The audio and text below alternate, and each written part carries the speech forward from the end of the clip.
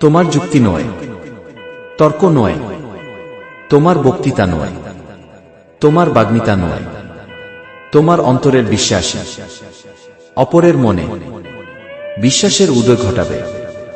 জগৎকে যদি বিশ্বাসী করতে চাও তবে নিজে বিশ্বাসী হও।